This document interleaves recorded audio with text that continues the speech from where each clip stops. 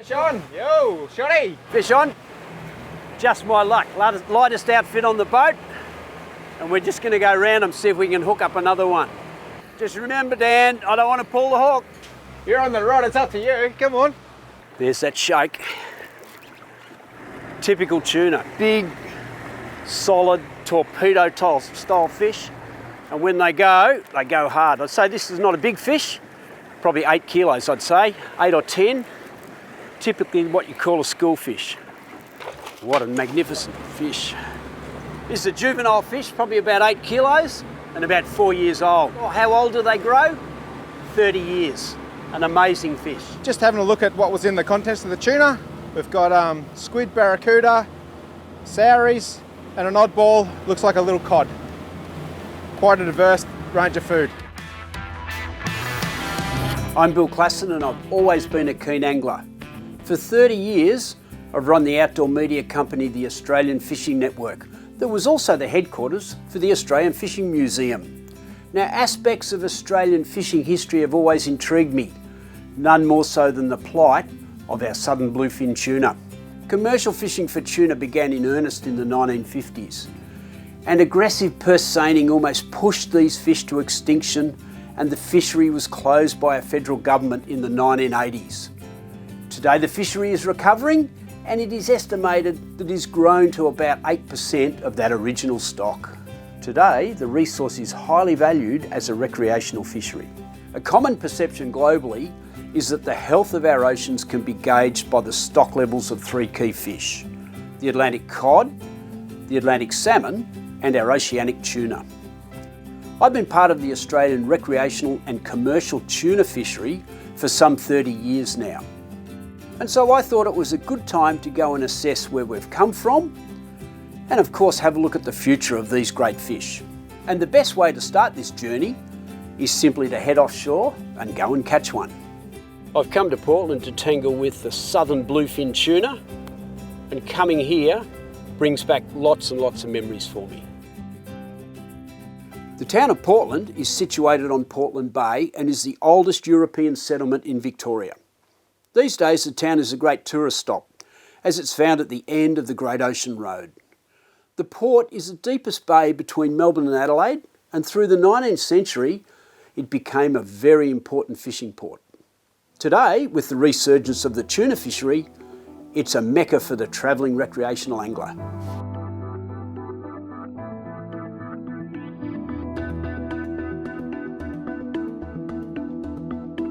The ocean's a big place, and finding tuna is quite often the hardest part to catching them.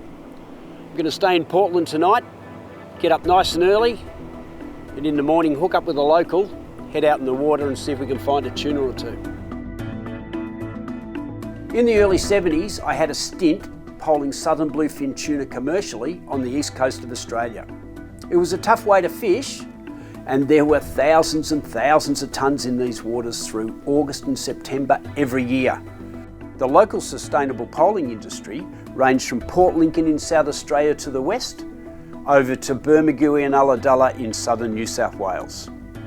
However, the federal government allowed Russian purse seiners access to our inshore fishery, and in a few short years, this collapsed the fishery and put our local sustainable Australian poling operations out of business. To make matters even worse, by 1990, they had all but disappeared from the Southern Ocean as well as the east coast of Australia.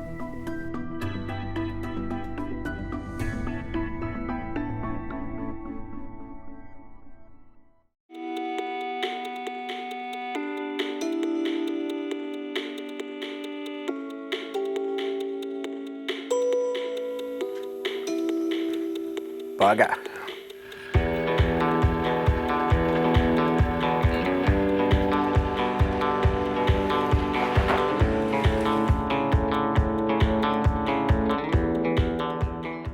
The sad reality is that we heavily overfished these tuna stocks. Local poling boats called in 100-tonne Russian purse seiners that decimated the stocks to a point where they were below 10% of original levels. By 1983, southern bluefin tuna were gazetted as endangered worldwide, and the CSIRO here took over the management of what stocks were left. In my time, these tuna were so undervalued, but now they represent part of a $10 billion a year sashimi industry. And the good news is with better management, they've made a comeback. Instead of taking 30,000 tonnes a year, we now only take 5,000 commercially. But as a resource, we need to be carefully and continually managing the tuna fishery. It's the start of the tuna season, and it won't be long before I show you one. Today, I'm fishing with Dan from Salty Dog Charters. He's evidence of the value of the tuna fishery these days. Many families survive off the back of the tuna that migrate through our waters. In a heavily regulated industry, it's good to see that the charter boat operators can make a living off recreational anglers, such as myself, just wanting to catch a tuna or two. Tuna brings an estimated $2 to $3 million a year to the town, and it's growing. Chartering is a very sustainable industry too, as every angler is now limited to taking just 2 tuna, and that's not 2 a day either.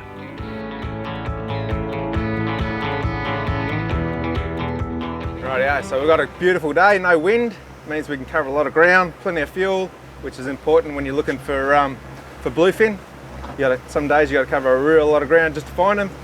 Other days you get lucky and they're just out the front. So we'll see what today brings.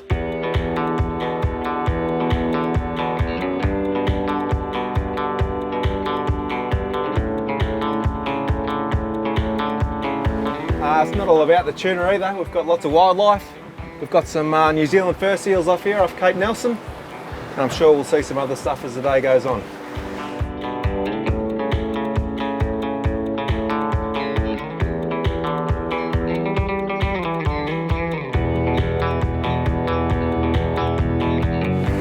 I just love fishing for bluefin tuna. They grow faster, live longer, roam wider, and on top of that, they're one of the biggest fishes in the sea. Southern Bluefin Tuna are part of an elite group. They are the super tuna of the Scombridae family, along with the Pacific bluefin and the Atlantic bluefin. These are our bluefin too, and they breed in the South Java Sea near Indonesia.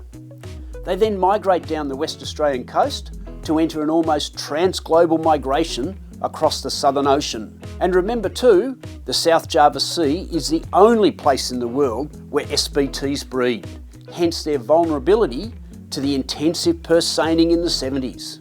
So I've been travelling along, it's been pretty ordinary all the way. We're just starting to see a few little bits and pieces. Got a few albatross swinging around, a few oil patches, a bit of a shimmer on the water. I think we'll chuck the gear in and see if there's any fish around.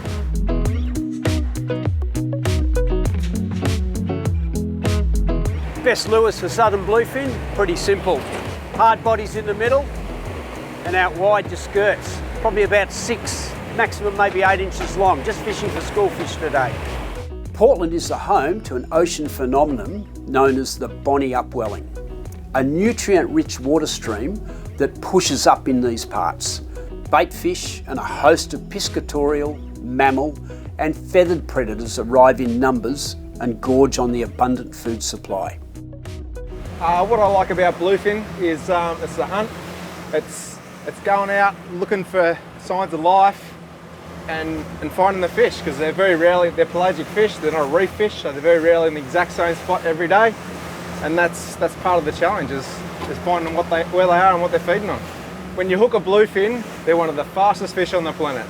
You see the krill here? See that? All the krill? We've got a tern over here, he's feeding in it. Some of the fish we're getting this year are coming off the krill and they're feeding on tiny little squid. So we haven't got a lot of activity, but it might be enough to get a fish.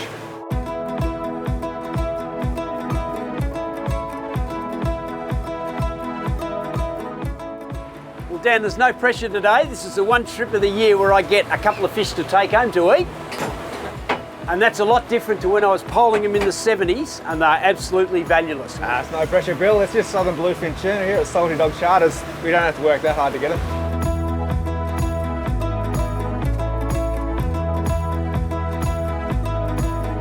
Sean! Yo! Johnny! Fish on. Just my luck. Lightest outfit on the boat, and we're just going to go around and see if we can hook up another one. Come on, Dan. See the shimmer out there? Yeah, I can see it. There's a school. Just remember, Dan, I don't want to pull the hook. You're on the rod, it's up to you. Come on. early in the day, it's our first fish, probably been trolling for at least an hour, no action. And then the old shotgun. Lure right out wide out the back, took the lure. There's that shake. Typical tuna, big, solid, torpedo style fish. And when they go hard. I'd say this is not a big fish, probably 8 kilos, I'd say, 8 or 10. Typically what you call a school fish. Righto, Colby, you got that gaff there? Yeah. All these fish today are for the table. What a magnificent fish. Perfect to eat. Yeah. This is a juvenile fish, probably about 8 kilos and about 4 years old. Oh, how old do they grow? 30 years. An amazing fish. Just having a look at what was in the contents of the tuna. We've got squid, barracuda, sauries, and an oddball, looks like a little cod. Quite a diverse range of food. These fish just live to eat. They're a true ocean pelagic, roaming the seas, eating anything from small fish to crustaceans to squid. And I've even seen really big ones attack birds at times. Now, big tuna just don't migrate around the seas. They can also move huge vertical distances. They can actually dive up to 1,000 metres. And in Australia, we simply call big tuna barrels. Now that's when they hit 100 kilos. The team always relaxes when we get the first fish on board. We've got the monkey off our back. We just settle in to catch them now. So when it's slow, we quite often just get them off the shotty one at a time, ticking away. And then during the day, they'll fire up and just start eating the lures close to the boat. You know, that's when you get your big multiple hits. Fish here, but they're too slow. We're going to find a better school. We just pulled the gear in before. We went travelling looking for some tuna and we found them just 100 metres away, jumping out of the water at the moment. So while the boys are getting the gear out, I'm just going to stay off them. When we've got a full spread out, we'll pull it over and we'll see what happens. Run out a bit wider, we've found them. Now it's just a waiting game.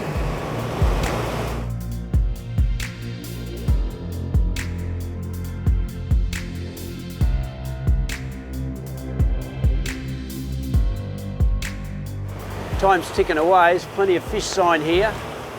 Oil all over the water, the fish have been here, but time's ticking, Dan. I know, it's ticking. We need to find them again. Get them in, boys. I've got birds going off their head out here. There's a few boats around.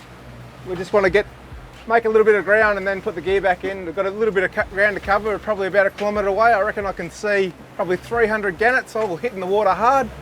I'm sure there'll be tuna there.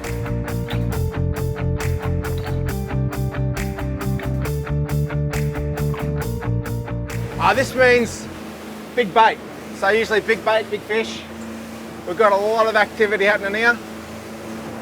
Be curious to see what happens. There's definitely tuna. We've got some tuna here on the sounder. Any second we'll get a bite. I reckon we're a fraction late. Yeah. They've all sat down. It was going off before though.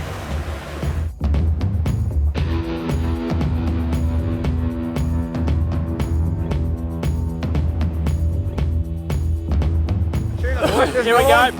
Oh, the shotty just got hammered. Triple. That's it, I think. Right through the bait and the birds. Triple hook up, we're into them. What do you got there, Colby? Schoolfish or what? Yeah, schoolfish. Oh, there's another one. There's one. That's 4. On the wind in. I'll leave that one there for you, Bill. I'll get this one out of your road, mate. 3 of us on board, 4 fish hooked up. And skipper here, Dan's filling in all the holes. You right there, Colby? Yeah. There's one. Yeah, mate, that's yours. They're on big bait, big lures. They're loving it. Only school fish, but good fun. This is what fishing for school fish is all about. Mayhem. Woohoo! How you going, Dan? We're getting there, mate. Do you want me to grab that one for you? Yeah, grab it. Yeah, if you just step back for us. Have a look at these guys. 5 years old, bullets, big powerful tail, and you can see how they can fold these fins back into their body for those afterburners and pushes them to 30 mile an hour. Unbelievable. All three species of bluefin mature at around 15 years and can live to over 40 years. Southern bluefin tuna grow to 2.5 metres and over 280 kilos. Bluefin are one of the fastest fish in the ocean. The large tail provides incredible thrust and their tapered torpedo body minimises drag. Look too at their fins and how they can retract them into a groove in their body, allowing them to put on an afterburner that'll push them to speeds of 60 kilometres or more. School fish like these migrate across southern Australia, around Tasmania and up the east coast, before turning around and repeating the whole journey, all in the pursuit of food 24/7. Heating up here with a bit of crazy southern bluefin action.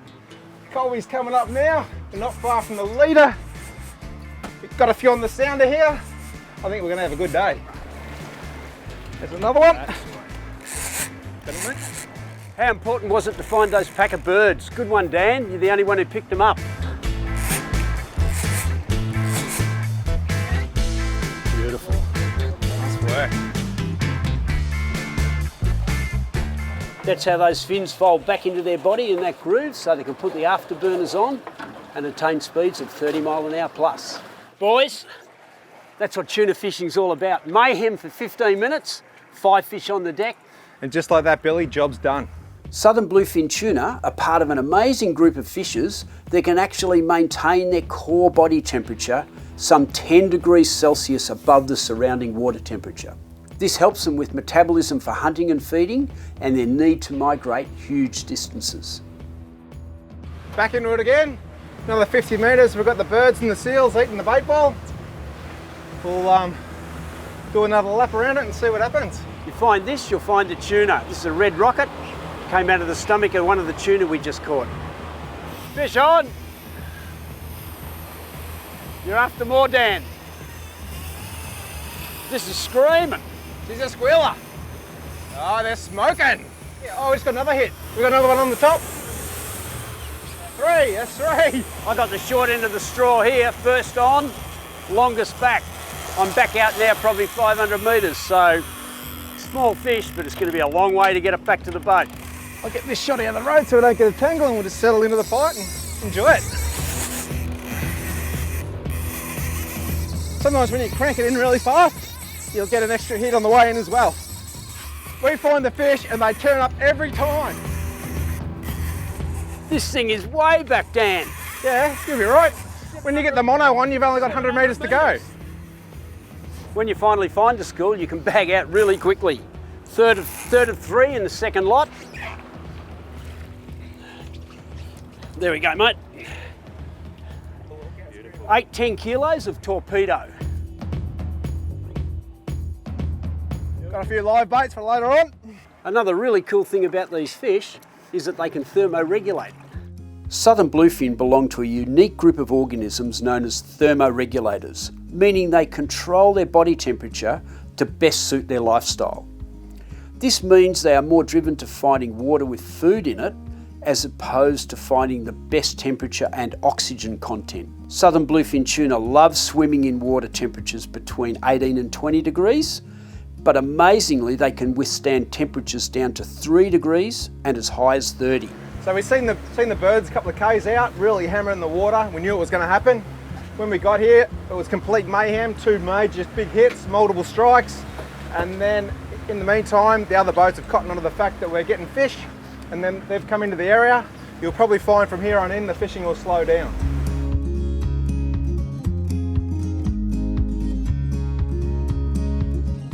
Here we go, we've got them coming up. We've got another 100 gannets, some up high, some down low. I'm sure by the time we get there, it'll be going off its head. You're making all the right decisions. 8 rods, here we go. See if we can get an 8 weight. Got a heap of seals there. I reckon this is what you get pull a barrel out of for sure. You gonna run over me shotty or what? Got a rat on a big rod. We got a skull dragging. What we're doing here, Dan's hooked up. We're still trying to get a multiple hookup, so we'll keep going for at least 200, 300, 400 metres round the school, see if we can hook up a few more fish. Someone can skip him across the top. Just slow it down, Carl. We don't want to bring it boat side.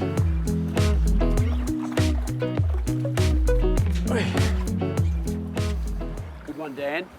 Now, school fish like these, Dan, are recruited into the coastal environment of Australia, and they roam across southern Australia, around Tasmania and up the east coast, maybe to about Sydney, turn around and come back. So they'll live to about 30 years. Once they get to about 20, they don't mature till they're about 15 years of age. And there is only one place in the world where they breed, and that's in the South Java Sea, south of Indonesia.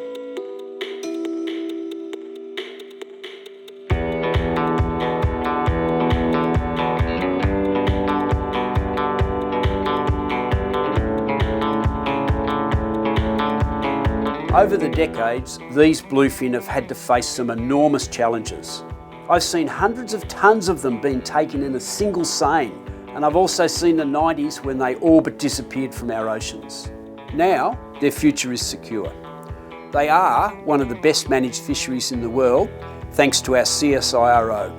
And every year sees more and more of these fish swimming in our oceans.